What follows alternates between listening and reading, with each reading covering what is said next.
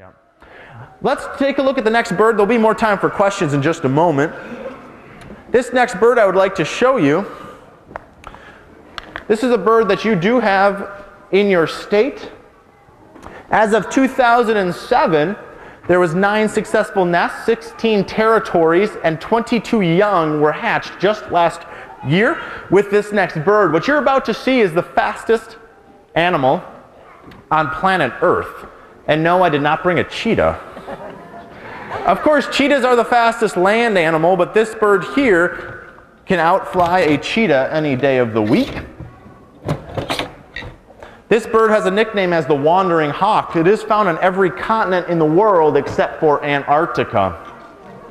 This bird here is within a whole nother group of raptor that we call falcons. We saw the hawk. This is in a falcon group.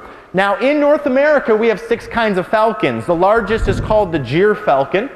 The smallest is called the American kestrel, and we saw one yesterday when we were making our way to the dam, and those American kestrels are only about a quarter-pound bird, and they are only bird eaters. Now this bird of course is larger than a kestrel. You can see who likes their dinner.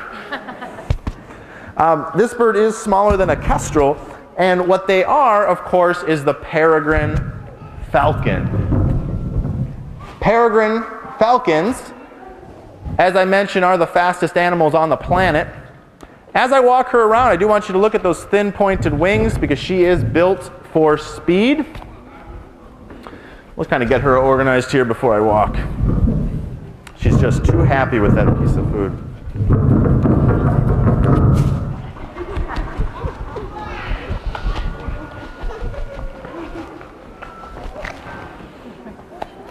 All right, so this bird here, as I mentioned, is the peregrine falcon, fastest animal on the planet. They can dive over 200 miles per hour, catching her dinner out of the air. She is going to fly 1,000 to 3,000 feet up in the air. She is going to tuck these thin pointed wings, use gravity to help her. She's going to roll and reach speeds of over 200 miles per hour. How that helps her? Well, if she is going to catch only birds, this bird is only going to be using her sense of speed. She is not catching mice. She is not catching fish. She is only going to be going after birds. Well, if she reaches a bird at 200 miles per hour or 180 miles per hour, all she needs to do is ball her feet and either knock it out of the air, or she can grab the entire bird with those very, very long toes, as you notice. Those long toes are a wonderful adaptation for only a bird eater. Now, also as I kind of walk a little bit, you'll notice she has black stripes under her eyes. And only falcons have that. What a great adaptation if you are going after animals when it's nice and sunny outside. Just like our football players. All right, who's an Iowa Hawkeye fan?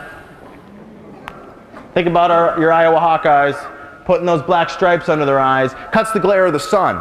And she has that on her face at all times.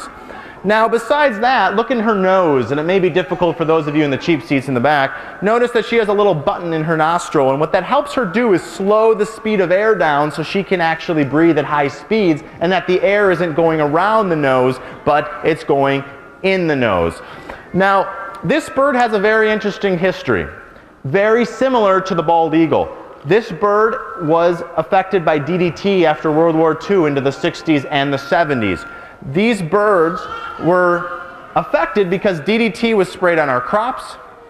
Our crops were then, or insects were then affected with the DDT. Birds ate the insects, they ate the little birds, and of course it went through the food chain. And we're going to turn the mic off. Can you guys hear me in the back? All right, if you guys can't hear me, please let me know. So these birds here, they were affected by DDT. Their populations dropped dramatically after World War II into the 60s and the 70s. What happened is that it affected the eggshells, and when a peregrine falcon laid their eggs and incubated it, they would actually break their own eggs. And this happened with bald eagles as well. Many other birds, pelicans, merlins, Cooper's hawks, not even raptors were affected by DDT. Now, in 1972, DDT was banned in our country. And in 1973, this beautiful bird was put on the endangered species list. They were protected federally, And I'm happy to tell you that in 1999, this beautiful bird was taken off the endangered species list. They're doing great. Now, where they love to nest, their favorite location, of course, is high bluffs. They love to sit up high where they can scan the ground looking for their birds. Now, this bird has now, in recent years, we're noticing that they are actually nesting on man-made structures. 2/3 the population are now on our buildings, our skyscrapers, and our bridges, where they are certainly using their higher bluffs as well. It all has to do with habitat. And, whoop, little quail for you here. Now, this peregrine falcon is a female. She weighs in at about 2 pounds. Her story, she's about, what is she now, 11 years old, came to us as she was a falconry bird.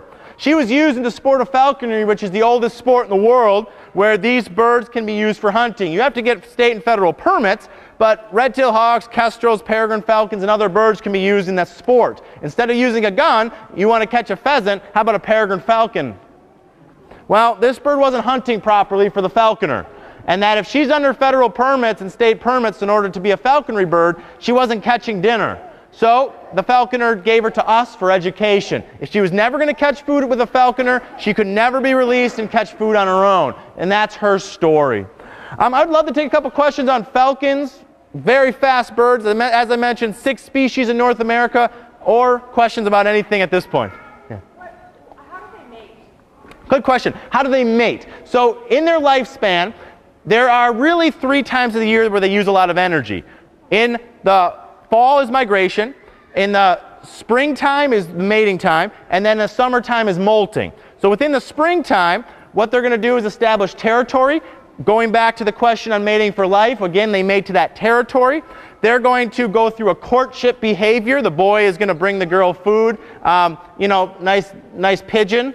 It's kind of like dating. I think it's kind of like people. You know, we bring chocolates, maybe sticks for the eagles. Well, they bring dead pigeons. So then after they establish their nesting site, they're going to mate. They don't mate in the air. They will mate on the surface. People always ask about eagles because they see the locking talons, which is a courtship behavior. They're not mating in the air. They're just really kind of going through a trust activity. And then from there, incubation, hatching, and these guys typically 1 to 5 eggs. 5 is really rare. Usually it's about 3 is going to be their number with these guys.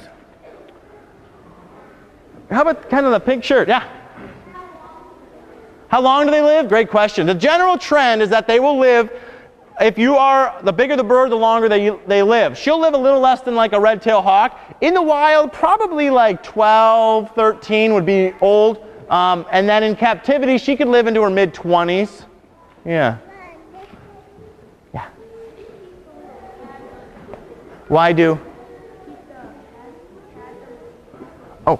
Yeah, why do I keep the pads on the crates? Those crates are their comfort. That's their quiet space. When they come out, they're working. When it's time to be off of view, they can be off of view. Imagine if those are open, still 200 eyes are staring at them. We come in and out of schools. People want to peek. That's their time. So, yeah, we try to make it comfortable for them. How about one more, and then I want to show you guys more. There'll be more question time. Yes, ma'am. Sure, in Iowa in the wild, I looked up, I can grab the list. I did look up, there's a nest in Cedar Rapids. I noticed there's a nest in Davenport. Des Moines also has some. Your big skyscrapers are really going to be mostly within this state. Because like, for instance, if you go to an area with really high river bluffs or more of a mountainous region, you'll have more peregrines on that. But for Iowa, you're noticing that they're really moving in and using more of your man-made structures.